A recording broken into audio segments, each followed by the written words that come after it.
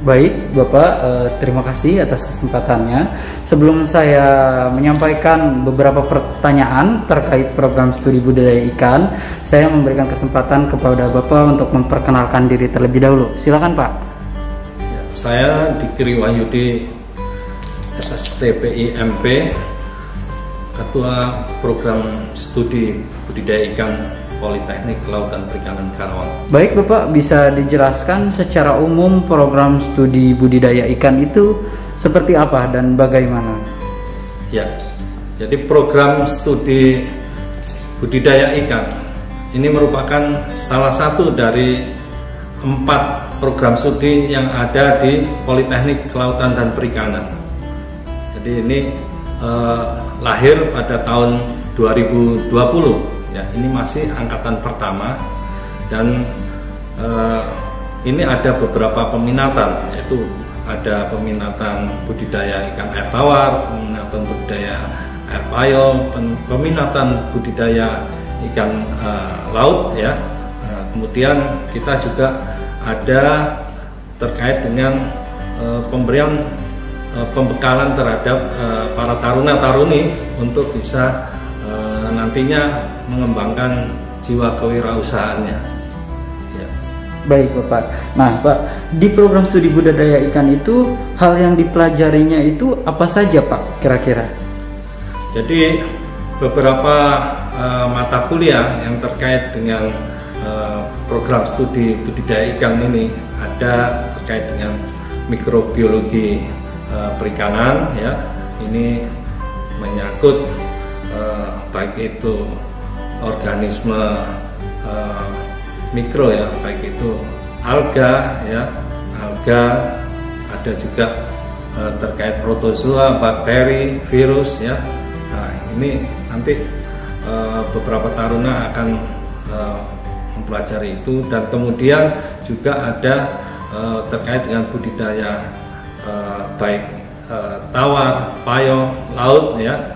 Juga terkait dengan pembenihannya ya, pembenihan air payau, air tawar dan air laut.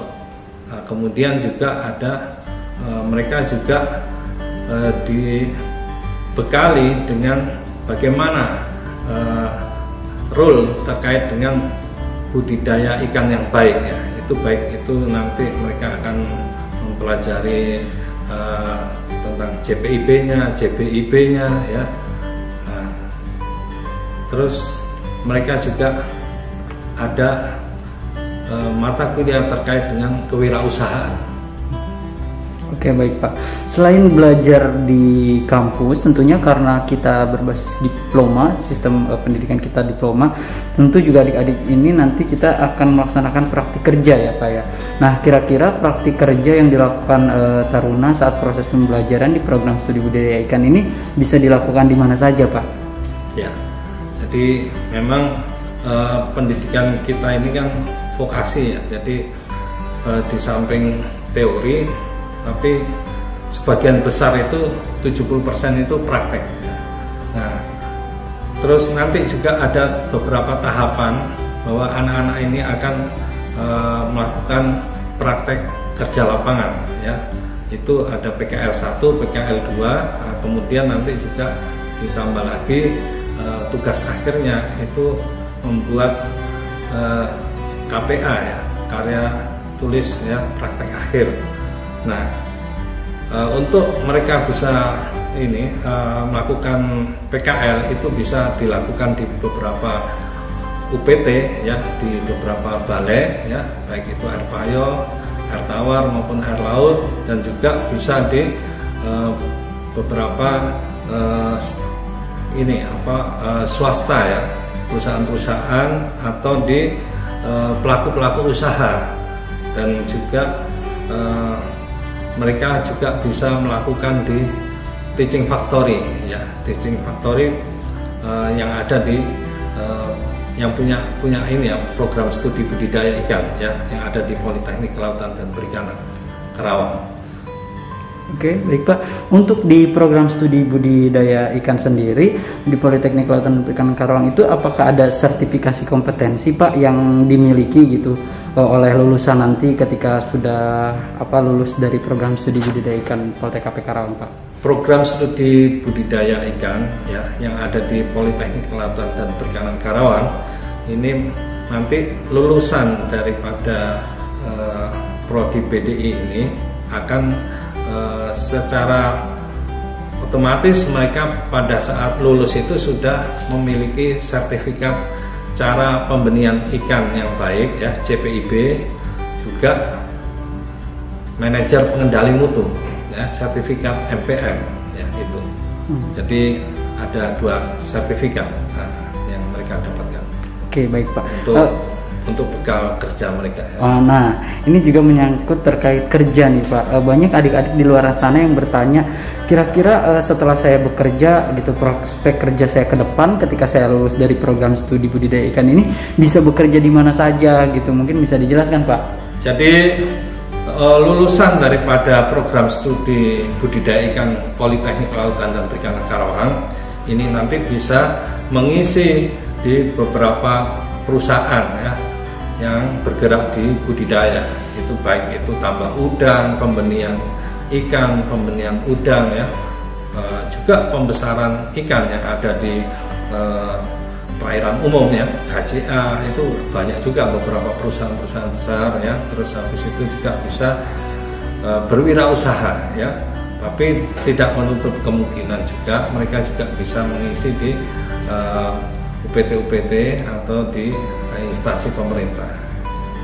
Oke, baik Pak. Nah, di sini juga adik-adik banyak yang penasaran mungkin ya Pak ya, nih tentang kompetensi dosen atau mungkin pengajar, karena adik-adik juga ingin tahu nih Pak, ketika mengambil program studi budidaya ikan nih saya akan dibimbing oleh pengajar yang seperti apa, dosen yang seperti apa gitu, kompetensinya gitu Pak. Bisa dijelaskan Pak? Jadi dosen-dosen pengajar yang ada di program studi budidaya ikan ini ada 3 orang doktor ya. Ini mereka punya spesifikasi di bidang budidaya ya, kemudian terkait dengan kualitas airnya juga ya. Kemudian ada 5 magister ya, S2 ya. Ini mereka spesifik di ada mikrobiologi ya, ada terkait dengan kualitas air, dan ini ada juga yang berkaitan dengan keahlian mereka di bidang nutrisi ya, kemudian di bidang hama penyakit juga ya ada ya. Baik Bapak, mungkin itu beberapa pertanyaan yang sering ditanyakan Bapak dari para pendaftar. Nah, sekarang saya memberikan kesempatan kepada Bapak untuk memberikan statement atau sebuah kalimat agar adik-adik kita nih yang di luar sana mau bergabung bersama kita di program studi budidaya ikan Politeknik Kelautan dan Perikanan Karawang. Silakan Pak. Kaum milenial, adik-adik ya, lulusan SMA, SMK atau yang sederajat, bahwasannya kalian nggak usah takut ya, bahwa Indonesia ini mampu berkompetisi ya dalam hal perikanan budidaya. Kenapa? Karena satu ya, alam Indonesia ya ini dianugerahi oleh Allah SWT bahwasannya luas lautan ya ini 2/3 dari wilayah Nusantara ini. Dan ini merupakan potensi budidaya ikan ya, itu dengan panjangnya garis pantai ya. Nah, kemudian kondisi musim ya. Kalau musim di Indonesia ini ya sepanjang tahun bisa digunakan untuk proses budidaya ya.